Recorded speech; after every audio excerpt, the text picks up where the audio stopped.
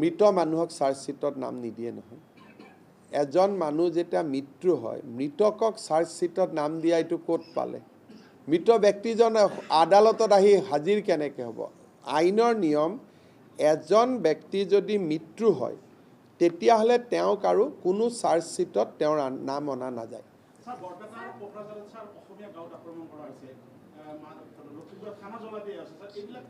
চাওক, যোৱা লোকসভা নিৰ্বাচনৰ পিছৰ পৰা আমি লক্ষ্য কৰিছোঁ যে যোৱা 3 বছৰে অলপ শান্ত হৈ থকা অসমখন অলপ লাহে লাহে কিছুমান বিশেষ ব্যক্তিয়ে অশান্তি কৰিবৰ কাৰণে আগবাঢ়িছে। যেনে যোৱা লোকসভা নিৰ্বাচনৰ পিছত 5-6টা ঘটনা সংঘটিত হৈছে।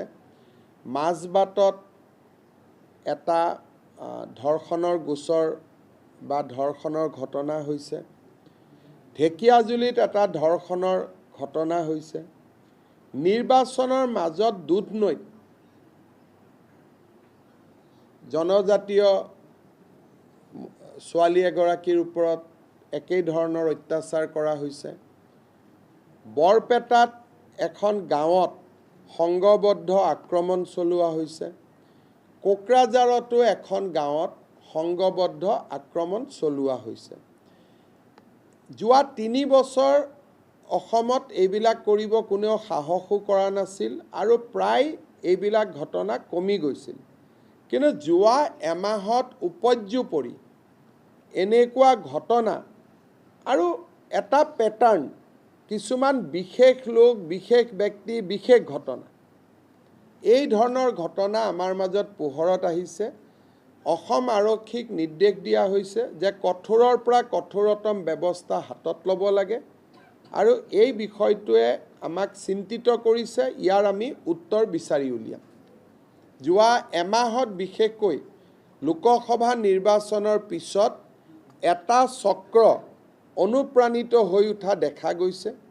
মই 6টামান কেছটো আপোনালোকক মুখেদি কোৱালোঁ আৰু মোৰ নলেজত নথকাও আৰু কিমান ঘটনা হৈ আছেতো মই নাজানো। গতিকে এই ঘটনাবিলাকে আমাক অলপ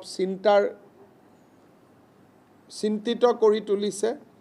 বিভিন্ন জাগাত আমাৰ মন্ত্ৰীসকলো গৈছে ঘটনাৰ পিছত ঘটনাৰ খবৰ ল'বৰ কাৰণে। সামাজিক পৰ্যায়ত ৰাইজে চিন্তা কৰিব লাগে যে কিহৰ কাৰণে হঠাৎ তেওঁলোকে মূৰ দাঙি উঠিলে, আৰু পুলিচি পৰ্যায়ত আৰক্ষীয়ে চিন্তা কৰিব লাগে যাতে এনেকুৱা ঘটনা সংঘটিত হ'ব নাপায়।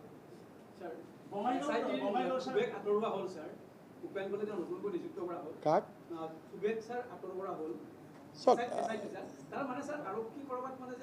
চাওক, এই কোৰ্টে অৰ্ডাৰ দিলে কোৰ্টৰ অৰ্ডাৰ আমি পালন কৰিব লাগে, কিন্তু আদালতৰ যিটো এইটো নিৰ্দেশ, এই নিৰ্দেশটোত ময়ো একমত নহওঁ। কাৰণ কোনোবা ব্যক্তিক যদি অপৰাধী কৰা নাযায়, আদালতৰে অধিকাৰ আছে তেওঁক অপৰাধী কৰিবৰ কাৰণে। আণ্ডাৰ CRPC আদালতে যদি ভাবে যে এই 10গৰাকী মানুহ দোষী, আদালতে আয়োগ ক'ব নালাগে যে এওঁলোকক দোষী বুলি সাব্যস্ত কৰক, আদালতে ষ্ট্ৰেইট তেওঁলোকক চামন দিব পাৰে। গতিকে মই জাজমেণ্টটো পৰীক্ষা কৰিব দিছোঁ যে আদালতে নিজে চামন নিদি তেওঁলোকক আয়োগৰ ওপৰলৈকে দায়িত্বটো কিয় গতাই দিছে। তেতিয়া আপোনালোকে পিছত SP বা কোনোবা আমাৰ DSPৰ লগত বহিলে গম পাব। এখন যেতিয়া চাৰ্জশ্বিট দিয়ে পুলিচে, যদি ন্যায়াধীশজনে ভাবে যে পুলিচে 2জন মানুহক চাৰ্জশ্বিট দিয়া নাই, 4জনক দিছে, নিদিয়া 2জনক পুলিচে নিজেই, আদালতে নিজেই চামন দিব পাৰে। আমাৰ দেশৰ প্ৰধানমন্ত্ৰী PV নৰসিম্হা ৰাওকো কোৰ্টেই চামন দি দিছিলে ডাইৰেক্ট, পুলিচে তেওঁক চাৰ্জশ্বিটত নাম দিয়া নাছিলে। গতিকে আদালতে নিজৰ দায়িত্বটো নিজে পালন নকৰি আয়োজনক কিয় পালন কৰিব দিলে বা আয়োজনেনো কিয় তেওঁক চাৰ্জশ্বিট নকৰিলে, গোটেই বিষয়টো মই অসমৰ মহা অধিবক্তাক চাব দিছোঁ আৰু প্ৰয়োজন অনুসৰি আদালতত যি আছে তাক আমি ক'বৰ কাৰণে আমি চেষ্টা কৰিম। আদালতক আমি জনাম যে এইটোতো আপোনাৰে অধিকাৰ আছে। গতিকে 10গৰাকী 12গৰাকী 15গৰাকী যি বিষয়াক আপুনি প্ৰাইমা ফেচি অপৰাধী বুলি ভাবে আপুনি তেওঁলোকক চামন দি দিব পাৰে, গোচৰত লৈ আহিব পাৰে।